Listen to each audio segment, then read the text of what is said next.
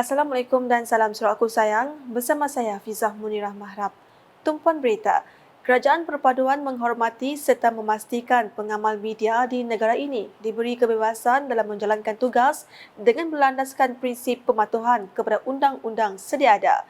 Perdana Menteri Datuk Seri Anwar Ibrahim berkata, kerajaan tidak pernah menghalang kebebasan media dalam menjalankan tugasan dan tanggungjawab mereka dengan berintegriti dan telus. Ia berikutan menerusi kabar angin yang mendakwa bahawa kerajaan mengawal serta menyekatkan kebebasan media terutamanya dalam hal yang tidak menguntungkan kerajaan. Katanya lagi, kerajaan sentiasa menghormati kebebasan media dan tidak berhasrat untuk menyekat kebebasan media di negara ini. Beliau berkata demikian ketika berucap semasa Majlis Kemuncak Hari Wartawan Nasional Hawana 2023 di Hotel Kasuarina Meruh Ipoh pada Ahad. Perdana Menteri menambah tugasan para pengamal media pada era digital kini memerlukan kerjasama erat daripada semua pihak termasuk agensi kerajaan dalam memastikan maklumat yang dikongsikan sahih dan tidak memberi risiko yang boleh menggugat keharmonian negara. Mengulas lanjut, Datuk Seri Anwar berkata dengan memperkenalkan konsep Malaysia Madani sebagai sebuah kerangka visi baru dalam negara yang merangkumi persoalan tata kelola, sifat manusiawi serta turut menjamin usaha menghidupkan prinsip masyarakat madani menerusi media yang adil dan seimbang. Jelasnya kerajaan perpaduan turut menaruh kepercayaan terhadap pihak media untuk menyalurkan serta mempromosikan konsep Malaysia Madani dengan menonjolkan nilai yang terkandung di dalamnya kepada rakyat.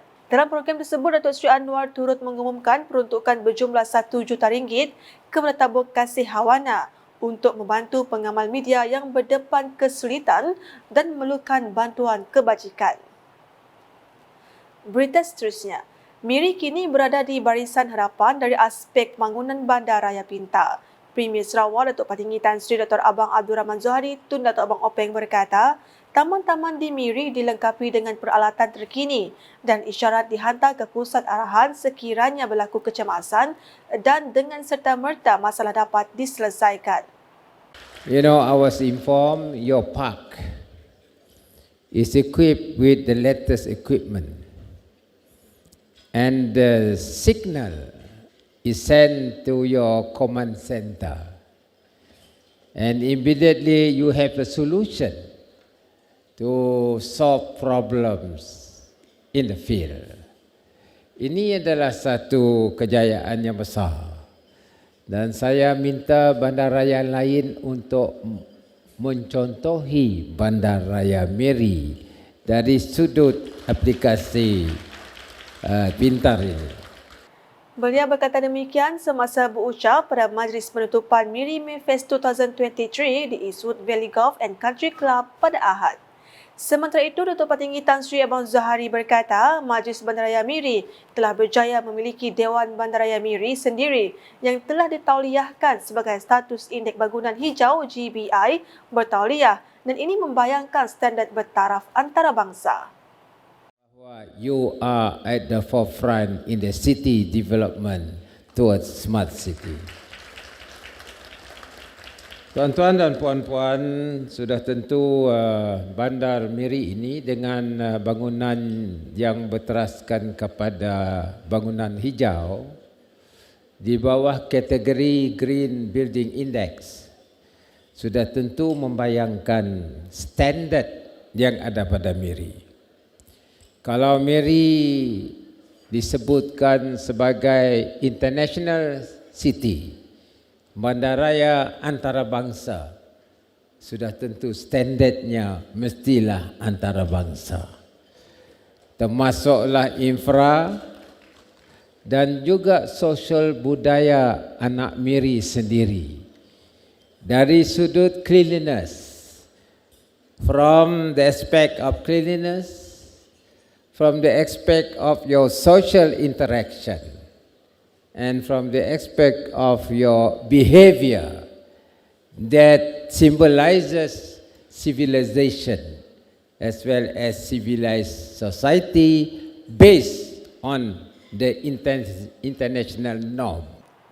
Selanjutnya, pembangunan industri buluh merupakan antara langkah kerajaan Sarawak untuk memacu pengeluaran sumber biojisim boleh diperbarui.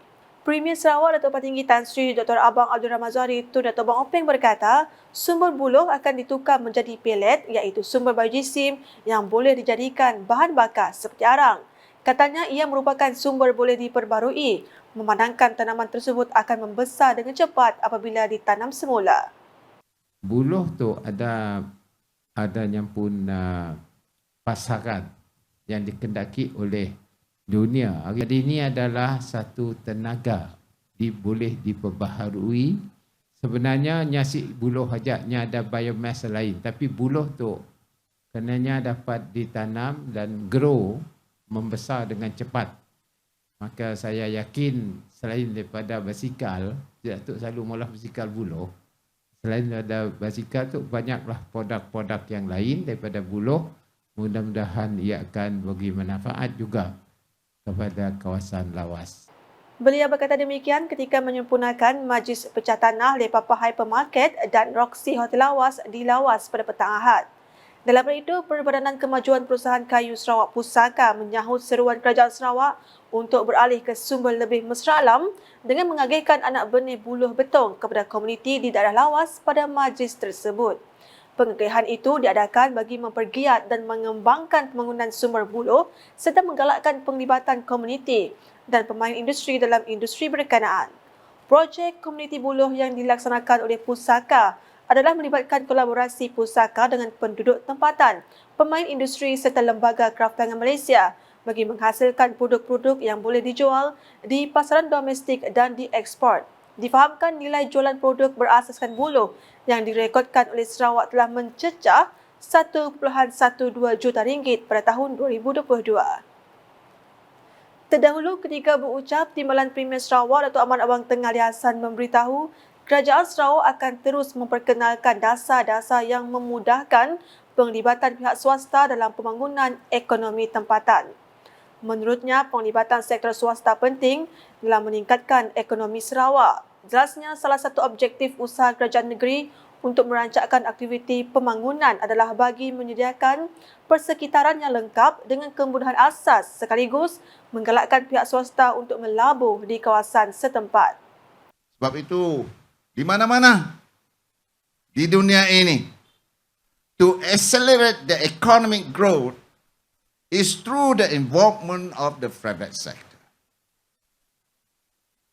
Jadi kita sama-sama bekerja. Dan private sector inilah yang akan memberi peluang pekerjaan, spin-off-nya banyak. Dan kita mempunyai dasar yang friendly dan mahu memudahkan penglibatan pihak swasta. Dalam hal itu, Datuk Ahmad Abang Tengah turut menzahirkan penghargaan kepada Pengarah Urusan Tektonik and Sons Holding Sdn Bhd, Lee Chin Teck atas kepercayaan terhadap daerah lawas sehingga membangunkan pasaraya besar dan hotel baharu yang dijangka mampu merancangkan lagi aktiviti ekonomi di situ. Turut hadir ialah Speaker Dewan Undangan Negeri Sarawak Tan Sri Datuk Amar Muhammad Asfia Awan Nasar, Menteri Pelancongan Industri Kreatif dan Seni Persembahan Sarawak Datuk Sri Abdul Karim Rahman Hamzah, Timbalan Menteri Industri Makanan, Komoditi dan Pembangunan Wilayah Sarawak, Datuk Dr. Abdul Rahman Ismail serta Div-Div kehormat yang lain. Terdahulu, Datuk Ahmad Abang Tengah berkata, Sarawak telah menerima pelaburan bernilai lebih 32 bilion ringgit pada tahun 2022. Jelasnya, ia merangkumi pelaburan dari dalam dan juga luar negara. Negeri Sarawak menjadi pusat pelaburan di antara yang terpenting di Malaysia ini. Tahun lepas saja kita menerima pelaburan daripada luar maupun dalam lebih daripada 32 bilion ringgit. Ini tidak termasuk yang sudah committed, termasuk yang berminat untuk melabur di lawas ini. Jumlahnya berbilion-bilion ringgit. Beliau berkata demikian dalam majlis pelancaran Kembara Sarawak Merdeka bersempena dengan sambutan perayaan 60 tahun Sarawak Merdeka yang disempurnakan oleh Premier Sarawak Datuk Patinggi Tan Sri Dr. Abang Abdul Rahman Zohari Tun Dr. Bang Openg di Taman Awam Lawas pada pagi Ahad. Menyentuh berkenaan program tersebut, beliau juga Menteri Perdagangan Antarabangsa, Industri dan Pelaburan Sarawak menyeru masyarakat lawas agar memanfaatkan pameran digital yang diadakan bagi mendapatkan pelbagai maklumat termasuk berkenaan sejarah Sarawak. Katanya, ini merupakan peluang yang baik untuk masyarakat menghayati kerajaan dulu bersama-sama sehingga Sarawak mendapat kerajaan sendiri pada 22 Julai 1963 dan bersama membentuk Malaysia pada 16 September 1963. Justru ujarnya perayaan ini ialah untuk mengetahui sejarah, meningkatkan semangat patriotisme serta semangat juang bukan sahaja dalam kalangan pemimpin, malahan juga setiap rakyat supaya negeri ini dapat melangkah maju ke depan. Tambahnya lagi, antara perkara penting yang sentiasa ditekankan untuk menjamin kestabilan negeri adalah aspek perpaduan dalam kepelbagaian latar belakang serta menolak sebarang unsur ekstremisme.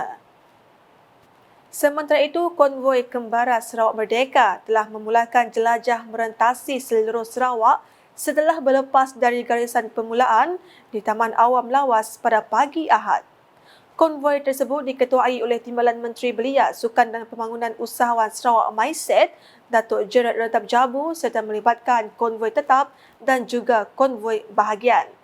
Peserta tetap melibatkan pihak MySet, Unit Komunikasi Awam Sarawak UKAS, Polis Diraja Malaysia PDRM, Jabatan Kesihatan, Jabatan Pengangkutan Jalan dan pasukan mekanikal dari Jabatan Kerja Raya, manakala peserta bahagian pula adalah dari agensi kerajaan negeri dan persekutuan, agensi swasta Persatuan 4x4, pasukan beruniform, Persatuan Motosikal dan juga Persatuan Permotoran.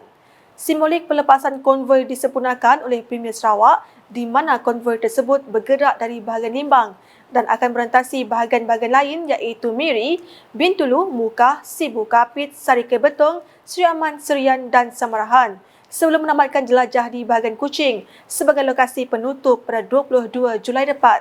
Menteri Belia Sukan dan Pembangunan Usahawan Sarawak merangkap Menteri Bertanggungjawab bagi sambutan perayaan 60 tahun Sarawak Merdeka, Datuk Seri Abdul Karim Rahman Hamzah memberitahu konvoi ini akan mengambil tempoh masa selama 56 hari melibatkan perjalanan lebih 3,000 km. Jelasnya pelbagai aktiviti sampingan bakal diadakan di setiap bahagian yang disinggah bagi menyemarakkan semangat sempena sambutan perayaan 60 tahun Sarawak Merdeka di lokasi setempat.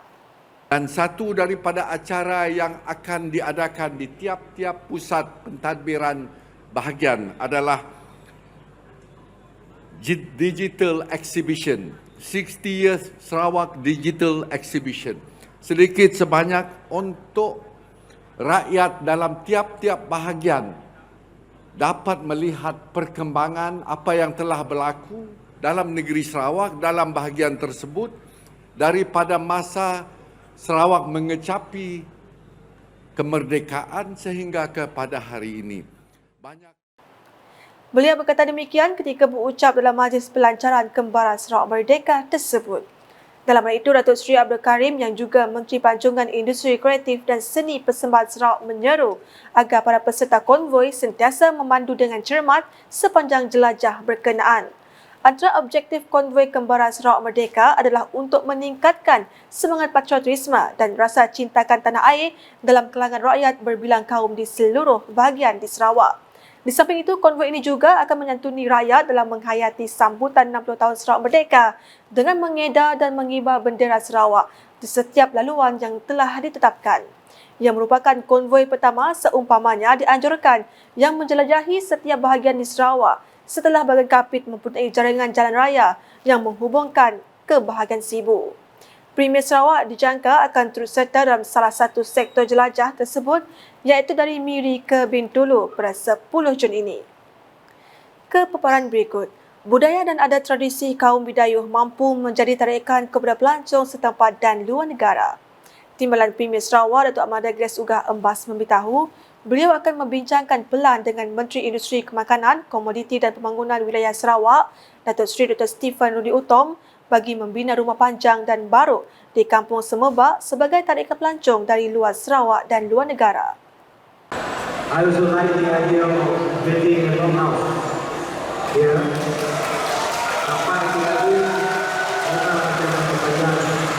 Today we have discussion. Untuk sendiri berdiri video was thinking we should have one modular house somewhere near Kuching. Maybe we can look whether we can do it in Kampung Tempat. I will discuss with Habibullah bagaimana kita merancang sekolah ini supaya ia menjadi kenyataan. Because tourism is one of the best way to increase your income. Masakan, kuih, your kacungan, all can attract the tourists from all over the world. Beliau berkata demikian semasa berucap pada Majlis Perasmian Rami Gawe Semebak 2023 pada Sabtu. Datuk Ahmad Degres juga menggalakkan komuniti setempat di Semebak untuk mempromosikan warisan budaya kepada platform tempatan dan global melalui media sosial.